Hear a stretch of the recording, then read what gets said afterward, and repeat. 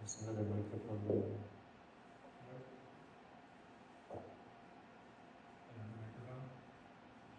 I can speak up.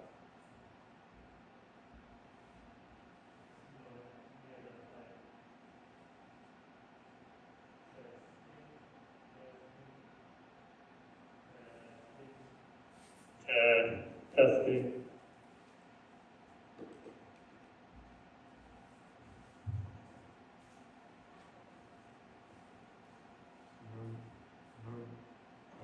Normally we have a Buddha image, Buddha statue to focus for the first tray, but I'm going to use an empty seat. We don't need any iconography. We take the empty seat to be the object of our reverence.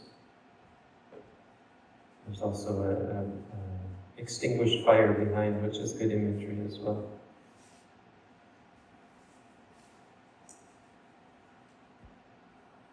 So I'll do the first tray.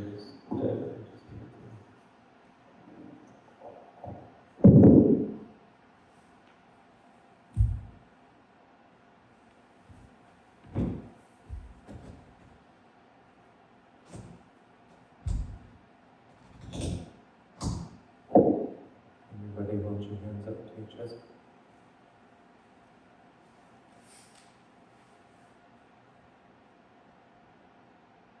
Namami Buddham Gunasakaram Namami Dhammam Munirajatam Siddham Namami Sangham Muniraja Sammakam Namami Kamathanam Panatikam Palam Namami Kamathana Dayakartaryam Bhavanavatam Sakam Sabandham Sammakam.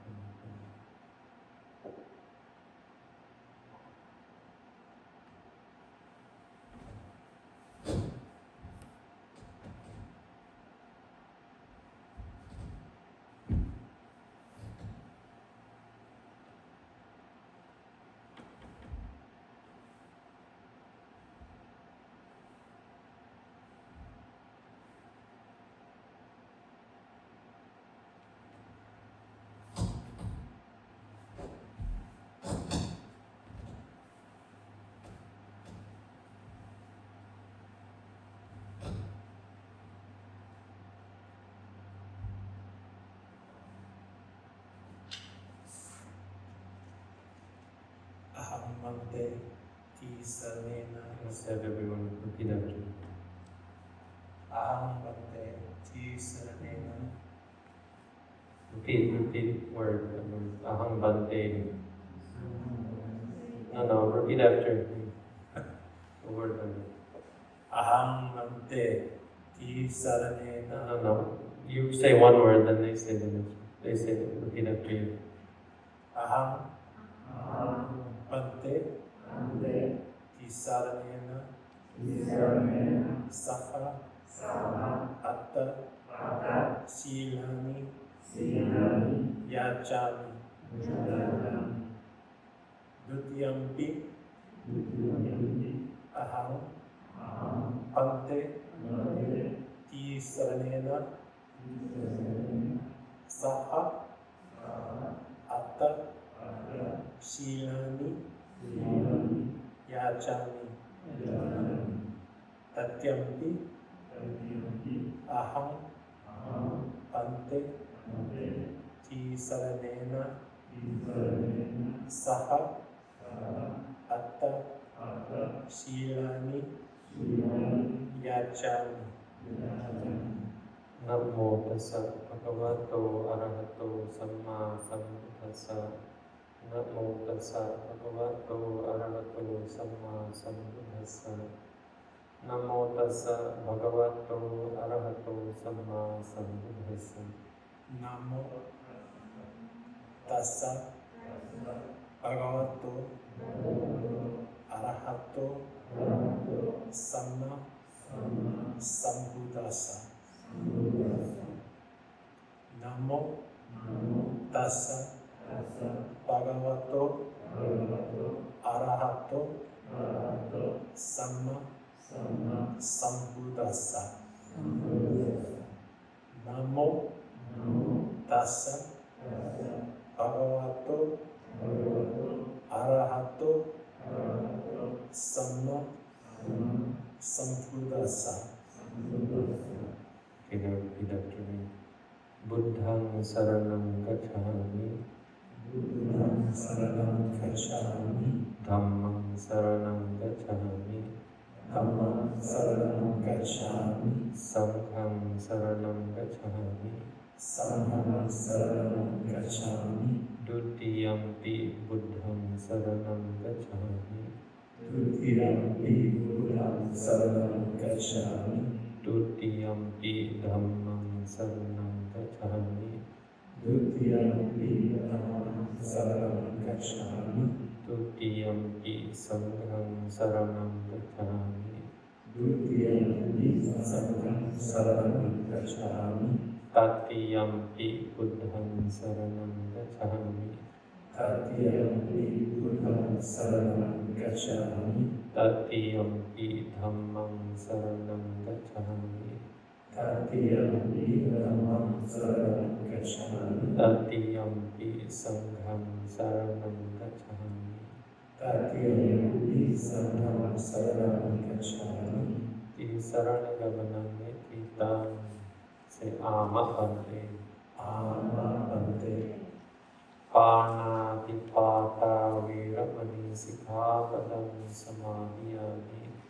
Pāṇāti pātā vīramani sikkhapadam samādhiyāmi.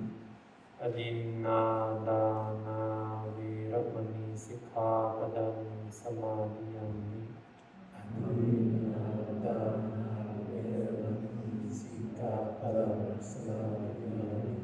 Abrahmacharya vīramani sikkhapadam samādhiyāmi. Abrahmacharya vīramani sikkhapadam samādhiyāmi. Musāvādā vīramani sikkhapadam samādhiyāmi. Musāvādā vīramani sikkhapadam samādhiyāmi. Surameraya majjapamadaṭṭhānā vīramani sikkhapadam samādhiyāmi. Surameraya majjapamadaṭṭhānā vīramani sikkhapadam samādhiyāmi. Vikāra bhojanā vīramani sikkhapadam samādhiyāmi. Vikāra bhojanā vīramani sikkhapadam samādhiyāmi. Naca gīta vādita visukadasana māla gandha vilepana dhāna mandana vibhūsana dhāna vīramani sikkhapadam samādhiyāmi. Naca gīta vādita visukadasana māla gandha vilepana dhāna mandana vibhūsana vīramani sikkhapadam samādhiyāmi. Uccāsayana mahāsayana vīramani sikkhapadam samādhiyāmi. Uccāsayana mahāsayana vīramani sikkhapadam samādhiyāmi. Imāni attha sikkhapadāni samādhiyāmi. Imāni sikkhapadam samādhiyāmi. Say 3 times. Imāni sikkhapadam samādhiyāmi. Imāni sikkhapadam samādhiyāmi. Third tray.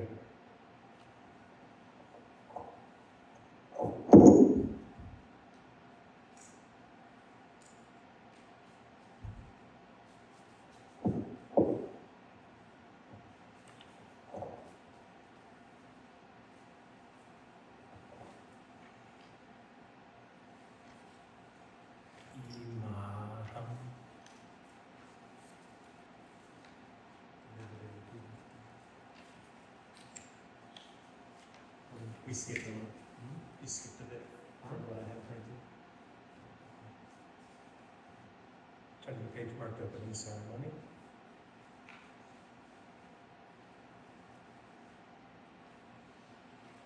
Imaham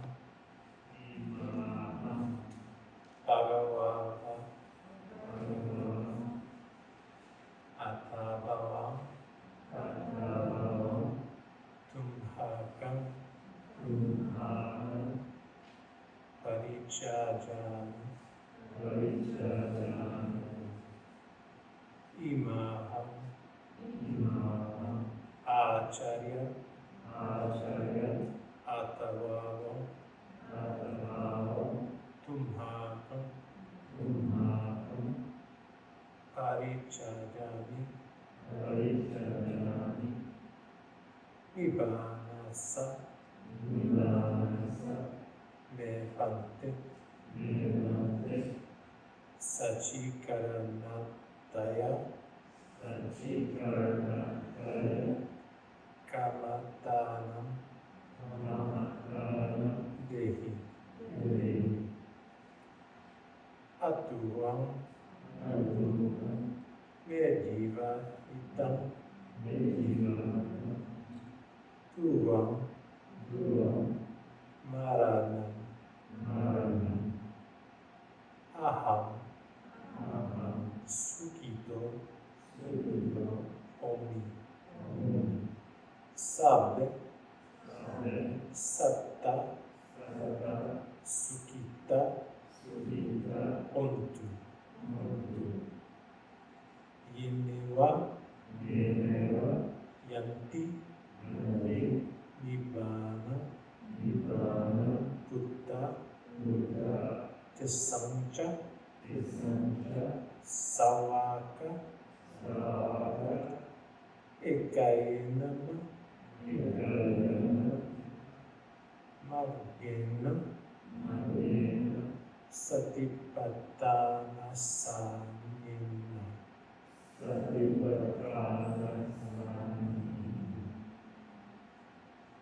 Ibaya Dhamma Yudhamma Patipatiya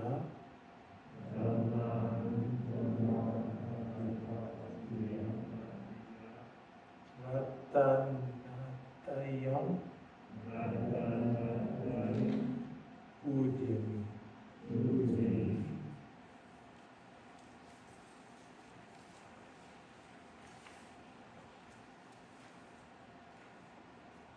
Acharya Pamadina Varatena Katam Sapam Aparatam Kamata Levante Aham wo kamami tumhe pime kamitabam Kamami Bante.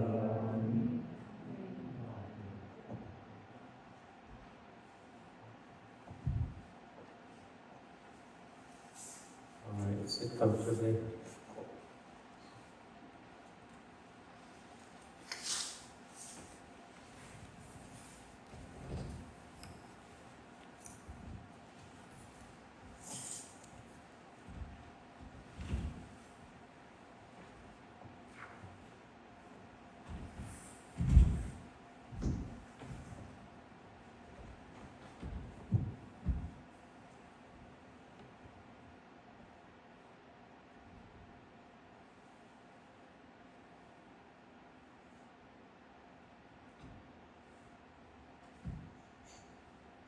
Okay, congratulations on your first opening ceremony. You are now officially inducted into the ranks of the initiated.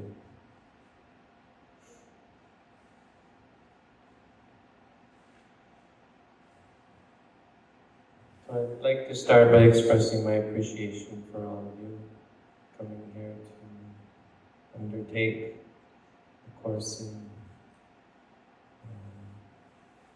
in Vipassana meditation.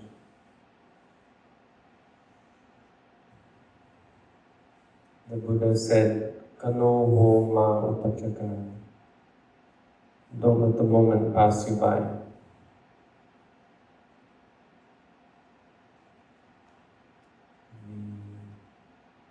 The opportunity that we have to come to practice meditation at this time, it's just a brief moment in time. Even our life is just a brief moment in time.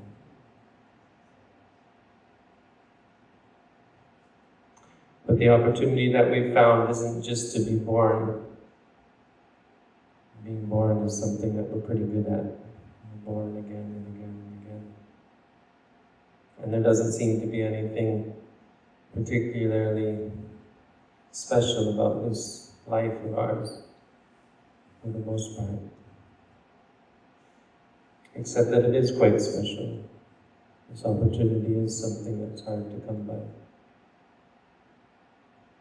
First of all, we have the opportunity to be born in a time when the Buddhasasana is still here.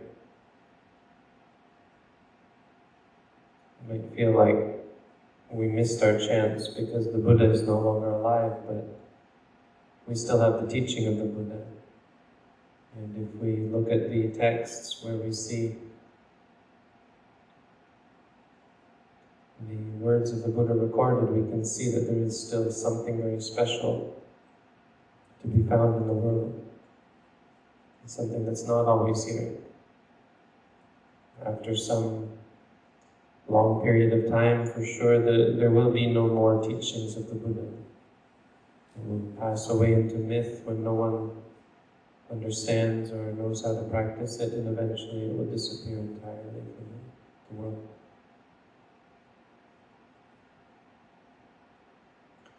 Further, we have the opportunity to be born as a human being. Life as a human being is something that is considered quite special. If we're born as an animal, or we could have been an animal. There are many animals in the world who have no opportunity to learn the Buddha's teaching. So instead of being one of the animals, we got to be one of the humans. It's a very special thing.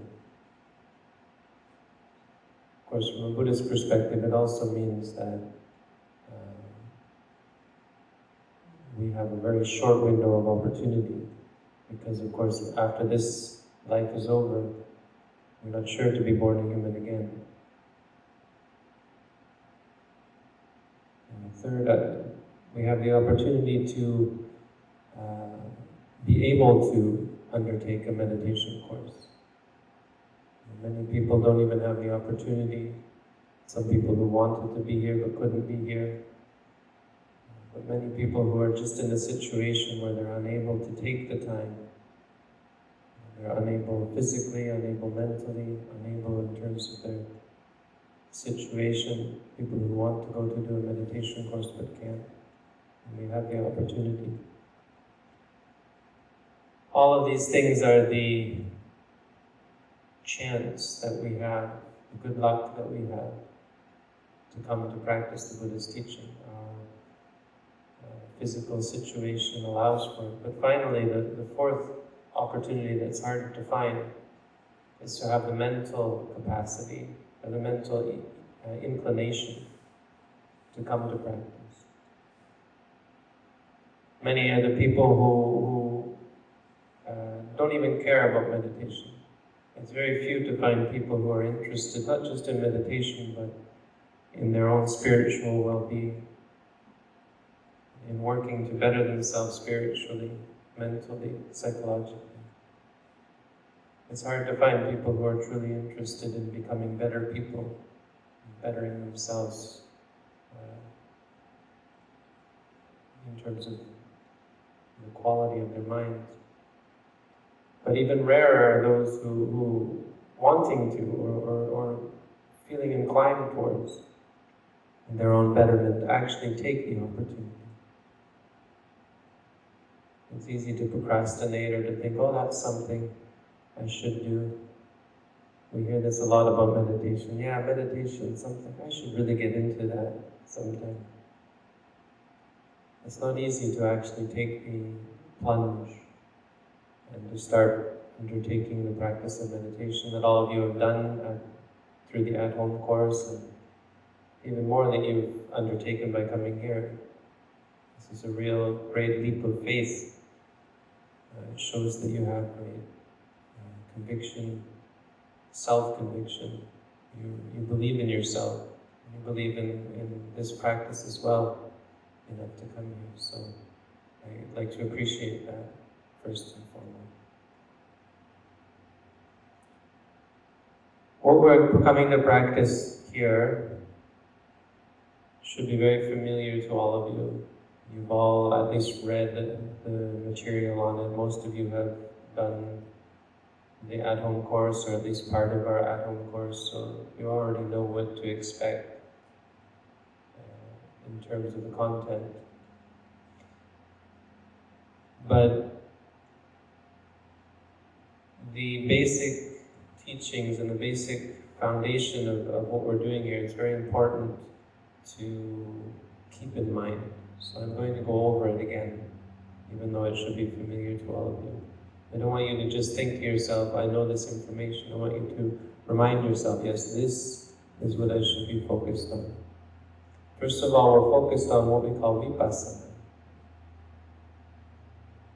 We practice vipassana, or we practice to attain vipassana.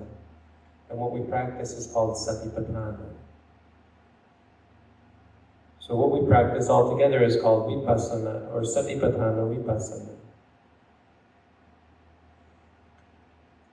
And there are 4 satipatthana.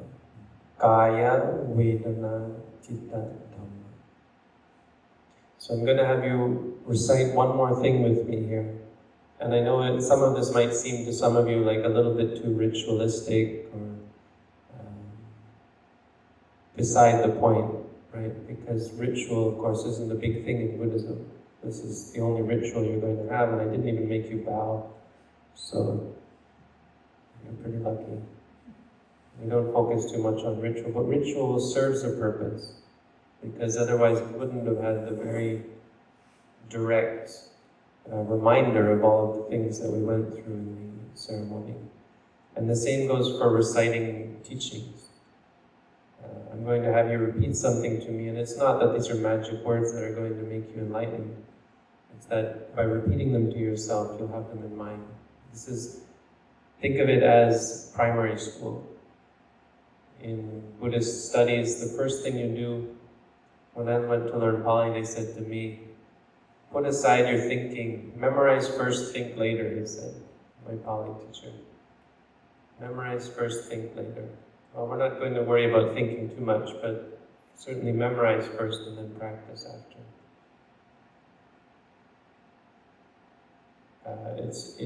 We're used to, in the West, often the sort of thinking about our subjects and trying to understand them. Understanding doesn't do us a lot of good in this practice, understanding intellectually. What you'll find is that if you learn techniques, the techniques will help you see, and you'll gain an understanding that goes beyond any kind of intellectualization. We don't need a lot of intellectualization, only the understanding of what is being taught. So I'm going to have you repeat, and then we'll go through it so you'll understand, and then right away we'll go into the practice. So everybody repeat after me. Satipatthana Vipassana Kaya Vedana Citta Dhamma Satipatthana Vipassana Kaya Vedana Citta Dhamma Satipatthana Vipassana Kaya Vedana Citta, Dhamma. Okay, now you say it.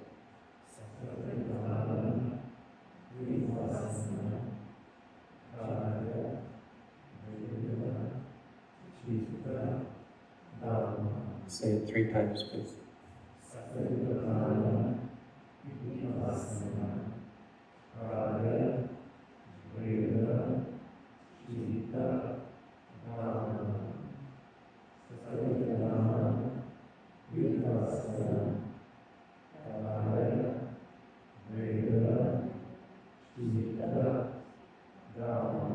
Okay. Satipatthana Vipassana Kaya Vedana Citta Dhamma. This is Pali. I could have had you memorize in English, but it doesn't have the same ring to it. Better you learn the Pali words, especially because some of them are hard to translate. So I know it's unfamiliar, as new things always are, but don't be discouraged by that. New things, we're all able to learn new things. It's a part of the practice. So Satipatthana Vipassana. Vipassana means seeing clearly. Insight's probably not a very good translation. Better to think of it as seeing clearly, because the Buddha quite often talked about seeing. This is all about seeing, not with your eyes, of course, but seeing as if seeing for yourself, as opposed to hearing about it from someone else. Like if you hear about an elephant, someone says, oh, an elephant looks like this, and they describe it to you, and they tell you about the big elephant they saw, but it's very different if you go off into the forest and you see the tracks of the elephant, and then you start to imagine, what could this elephant look like? But then you finally see the elephant. It's like that.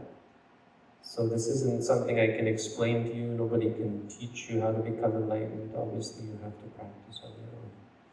So when we talk about vipassana, it's important not to become too theoretical about it. What is vipassana? What are we trying to see clearly? We're trying to see clearly the 3 characteristics. Many of you are familiar with these: impermanence, suffering, and non-self. So it's a trap sometimes that people fall into, trying to find these things. Like actively thinking about, what is that impermanence? Is that suffering? Is that non-self?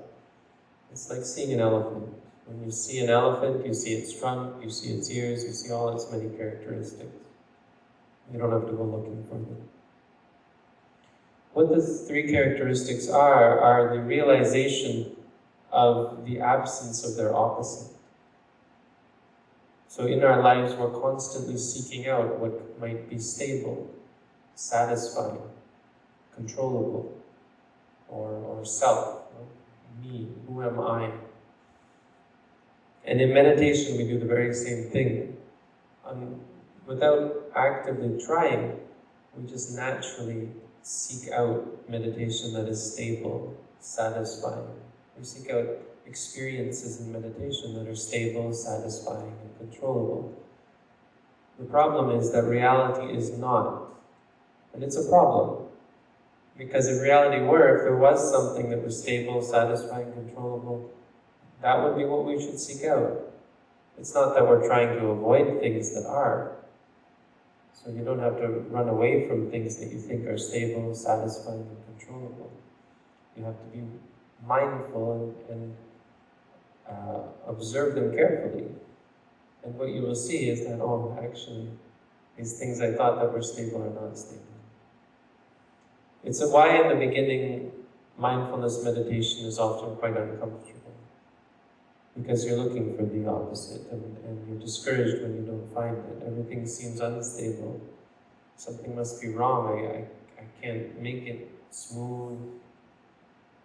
No matter how hard I try, it's constantly changing. I feel uncomfortable. You start to see that the things you hold on to, you try to cultivate, and it's just not working. So you feel uncomfortable, suffering. You try to control, you try to make it stable, make it satisfying, you see that you can't, you start to see all 3 of these characteristics. All of you should have already. Those of you who have done the at-home course should have some sense of this already. But just be aware that this is what we're trying to see. Because what are the benefits of seeing it? Well, this is what helps you let go. All of our problems in life come from clinging to things that are not stable, not satisfying, not controlling. Once you see that, you'll stop clinging. That's all it is. You don't have to make yourself let go or try to let go. Just try and see clearly the way things are. And see that everything inside of ourselves and in the world around us is unstable, unsatisfying, and uncontrollable. This is vipassana. Satipatthana means a foundation or establishing. Sati we translate as mindfulness. So we have these 4 things that we use to establish mindfulness, or they're the 4 foundations, if you will, of mindfulness. You can think of establishing as kind of the way our mind should be. Because when we experience reality normally, I'll talk about this tomorrow, I think. When we experience reality normally, our mind is very unstable. So it immediately reacts and proliferates. So establishment is like getting your mind set on the actual experience, not going anywhere. My mind is not going anywhere. I see something and that's where my mind is staying, on the scene. So that's what sati is all about. It's about setting up the mindfulness. Mindfulness isn't a very good translation. I'll talk about that as well tomorrow. But what I'd like to remind you today is of the 4 foundations of mindfulness, because this is sort of the framework of our practice. The Buddha called these 4 our boundaries. So we should never go outside of the 4 foundations of mindfulness. He said when you go outside of these, that is the realm of Mara. Mara, like Satan, evil. Well, just the realm of evil, where all of our problems come when we leave the 4 foundations of mindfulness. So the 4 foundations of mindfulness: Kaya, Vedana, Citta, Dhamma. Kaya means the body. So when you watch your foot moving, stepping right, lifting, placing, moving, placing, and so on. This is mindfulness of the body. You're aware of the foot moving. When you sit and say rising, falling, that's body. Vedana is feelings, but specifically not physical sensations. Feelings here means three things: pleasure, pain, and calm. And 3 kinds of Vedana. So when you feel pain and you say to yourself, pain, that's Vedana. You feel happy, saying happy when you feel calm, so calm. This is Vedana. Citta is the mind, and basically refers to thinking. Thinking about the past, thinking about the future, good thoughts, bad thoughts, any kind of thought. Just say to yourself, thinking. It doesn't matter what. This aspect of it is just the mind, the activity of the mind, the thinking. Dhamma is lots of different things, but first of all, it's the 5 hindrances: liking, disliking, drowsiness, distraction, doubt. Again, this should be familiar to you, but just keeping with the tradition, I'm going to have you repeat after me again, just so you are sure you have these in your mind. Liking, disliking, drowsiness, distraction, doubt. Liking, disliking, drowsiness, distraction, doubt. Now you say it. Liking, disliking, drowsiness, distraction, doubt. Okay. So liking, if you like something or want something, say liking, wanting. If you dislike something, disliking. Or if you feel angry or frustrated or bored or sad or afraid, all of these contain the base of disliking. Just say to yourself, angry, frustrated, bored, sad, etc. If you feel drowsy or tired, say tired, drowsy. If you feel distracted or worried or restless, you can note any of those: worried, restless. Distracted means thinking a lot. So instead of just saying thinking, if you're thinking many different things outside of the practice, unrelated to the practice, just say distracted. And if you feel doubt or confusion, say doubting, doubting, or confused, confused. And these are the 5 hindrances, so they're important because they will get in the way of your practice. If your practice is not going well, one of these is involved for sure. So rather than try to judge what you're experiencing, try to see how you're reacting to it. That's where the problem would be. And these aren't really a problem. It's just that we see them as a problem and they fester and build and based on our reaction. So again, we're trying to not react, to just remind ourselves. This is liking, this is disliking, and so on. Okay, so that's the 4 foundations of mindfulness. That's the first thing for us to think about while we're here. It should be, again, very familiar to you. I'm not going to give too much more Dhamma today because we have several other things to talk about. One thing I want to talk about is the opening ceremony, because there are a few things that we really should keep in mind, most especially the 8 precepts. So since you've been here, you've been expected to keep the 8 precepts already, but now it's formal. And I just want to go over these just for some of the details. First of all, no killing includes mosquitoes, ants, but it does not include unintentional killing. So if you step on an ant without realizing it was there, you're not guilty of killing. You haven't broken a precept. Only intentional killing, like if you have mosquito spray or something and you go around spraying cockroaches or mosquitoes or something, or step on a cockroach or swat a mosquito, please don't do that. They were probably your mother or your father, or both in a past life. No stealing. So this includes things around here. If there's something you're not sure it's for public consumption, please ask Jeff or Adder. There are 2 organizers for this course. Number 3, no romantic activity. So this means really no touching. You shouldn't be touching each other. And certainly not flirting, and obviously no sexual activity for the duration of the course. Because you're expected to put yourself in a special dedicated situation. Again, this isn't the 5 precepts, this is the 8, so remember, no sexual or romantic activity. Number 4, no lying. Now that's an ordinary precept. Obviously, lying is very bad. If you lie to me, that's going to cause lots of problems, but don't lie to each other. But something I would say here that we're all kind of aware of is that speech during a meditation course can be a real problem. So our general rule of thumb is if it's not necessary speech, then it's wrong speech.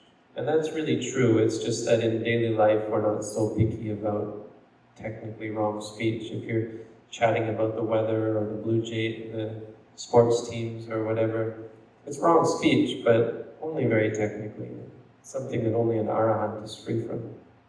But here in the meditation course, we want to be as close to that as possible. So while you're here, if it's not necessary speech, it's wrong speech, and you should try to be aware of that. You're not breaking the precept. If you lie, you're breaking the precept. But I would ask that, for the most part, we don't talk. And if you have to talk, if it's necessary, then it's right speech. Just make sure that there's some important reason for speaking. Number 5, no drugs or alcohol. We'd ask, those are obvious, absolutely no prescription medication should be cleared by us. Absolutely no, well, if you're taking medication for mental illness, we have to know about it. But we really have to know about any medication you're taking, I think.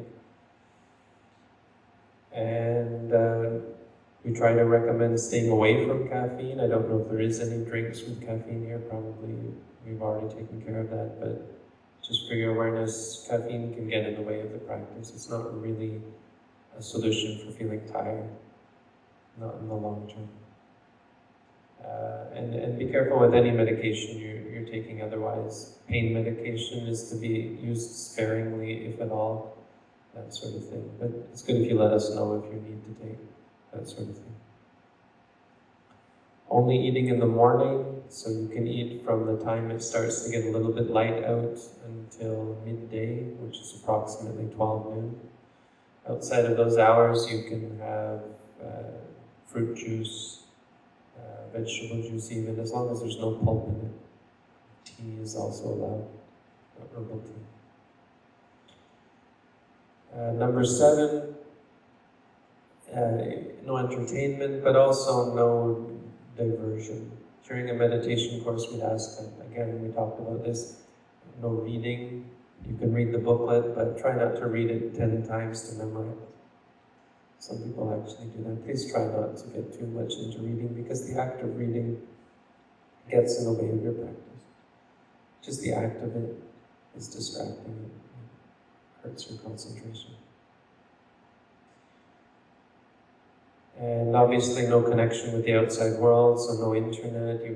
Hopefully everyone has not secretly kept their phone or anything like that. No turning on a computer or something like that during the course. And try not to write journals. If you need to write down questions or important things, you can write them down, but we encourage not, for the same reason, not to write journals, because again, it involves discursive thought and just creates distraction in the mind. So write what needs to be written, that's fine, if you have questions or whatever. And number 8, sleeping, so you've probably been given a bed, that's fine. We're not too concerned with what your bed is like, but we're much more concerned with how much you sleep. So we'd ask during the course that you not sleep more than 6 hours.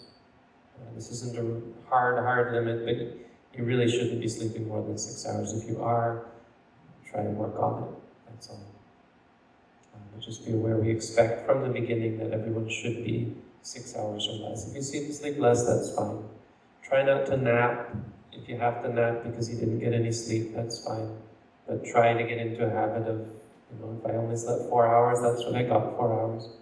If you fall asleep sitting, that's okay. And if you really need to lie down and sleep, as a last resort, it's not forbidden. But if you find yourself doing that every day, then you should consider you have a bit of a problem and try to work to free yourself from that. So those are the 8 precepts. The only other thing I have to say is a reminder, and it should be a reminder because you've all been through the first stages of the course, is that you're expected, as from the very beginning, to be mindful outside of practice. Now, when you're doing the at-home course, you can only do that so much. But while you're here, you really are expected throughout the day, as much as you can, to be mindful of the 4 postures: walking, standing, sitting, and lying. When you walk anywhere, say to yourself, walking, walking. When you're standing, standing, standing. When you're sitting down, sitting, sitting. When you're lying down, lying, lying. Mindful of the movements of the body, bending, stretching, reaching, pulling, pushing. Everything you do, you can be mindful. Try, especially during this course, to do it whenever you can. When you're eating, you can say chewing, chewing, swallowing, noting the tasting as well. When you're brushing your teeth, brushing. When you're working, whatever you're doing during the day, try your best to be as mindful as you can. And really, the point is that that's your only real duty while you're here, is to be mindful. You don't have to worry about the future. There's no job interview tomorrow, or exam, or deadline. You don't have to worry about the past. It has no bearing on what you're doing here. Whatever's happening now, just try to bring yourself back and be mindful of it. And also the senses: seeing, hearing, smelling, tasting, feeling, thinking. Try to be mindful of these whenever you can. When you see something, don't just stare at it. Say to yourself, seeing. When you hear a sound, hearing. When you smell a good smell or a bad smell, smelling, smelling. When you taste something sweet, sour, salty, whatever taste, just say tasting, tasting. When you feel something on the body, feeling. And when you're thinking, of course, thinking. Try your best throughout the day to continue your practice. So it's not about how many hours of formal practice you do, it's about how continuous your practice is throughout the day. Okay? That's all I have to say. I think one of the organizers, we have to talk a little bit about reporting. It's all going to be held in the afternoon, and they may have other things to say as well.